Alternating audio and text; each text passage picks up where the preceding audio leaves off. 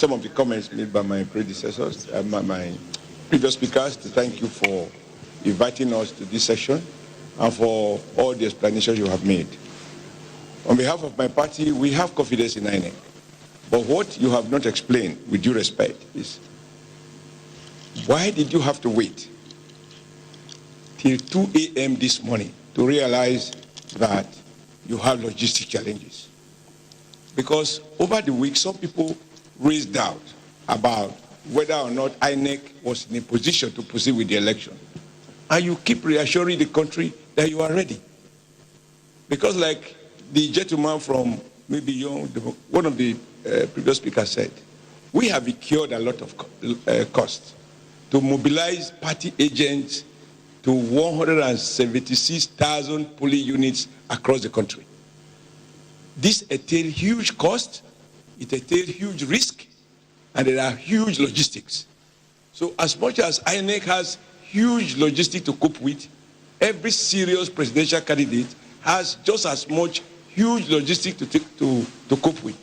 But unlike INEC that can fall on public treasury, political parties have to look for resources to mobilize their agents to various polling points. So you beg the question with due respect when you say if inconveniences have been caused. Serious inconveniences have been caused. Nigerians have been subject to rude shock. And I don't know what anybody thinks. I feel very extremely cold. So when people say congratulations, commendation, what would we do if the thing was successful? I think we should be honest. I am shocked. I am disappointed. I am disgusted.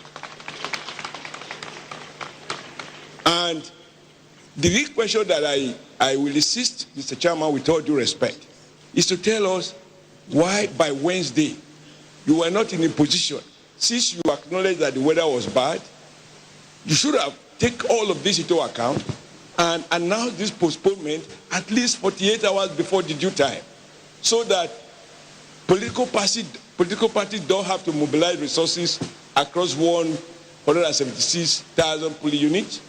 Observers will stay where they are, and a lot of inconveniences will be saved. Yes, we have postponed the election before, and we should not distort history. The election that was postponed in 2015 was at the instance of the then president, who cited security reasons. It was not by INEC. The one that was postponed in 2011 was a result of inconclusive materials. But we don't have to be detained by the imperfections of the past. We ought to have benefited from those lessons. And in all of this, the key issue is not whether election was postponed. Why at 2 a.m.? Why at 2 a.m. on the day of the election? You have more, you have explanation more to do. Because for me, it's not enough I don't associate myself to those who say commendation. No, let's be honest. Let's be honest. In 2015, we improved on 2013. If we had the benefit of 1 week notice that the thing is postponed, we will save a lot in terms of time, in terms of inconveniences, and even the shock. For those who are there to observe, I don't know what to think, but for we, the real players, it's a huge shock. I'm happy with the rather moderate tone of the PDP, but me, I come from a village this morning. I didn't sleep all night. We mobilized all day.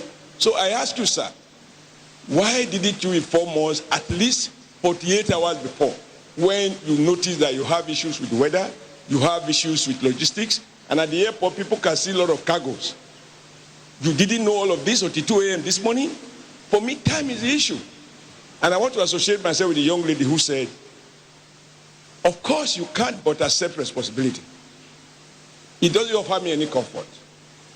I think you must go further to apologize to the Nigerian nation, because you have embarrassed us as a country and as a people. Why did the commission have to wait until 2 in the morning to make a statement? Until close to 2 in the morning, we were still confident that elections will hold. For 3 days, since Wednesday, many of the commissioners, including myself, have virtually been sleeping at the Abuja airport. We mobilized all national assets to ensure that we deliver what remains of electoral logistics to locations and to conduct the elections. But unfortunately, we couldn't continue with the elections the way elections are supposed to be conducted. And therefore, we took the bold decision of making the statement that we did. But we were there at the airport with all the people that can provide any support that you can imagine, including contact with private airlines to get cargo airplanes that can deliver electoral logistics to locations. But as I said, after the 2015 general elections, this nation needs a conversation on the management of elections.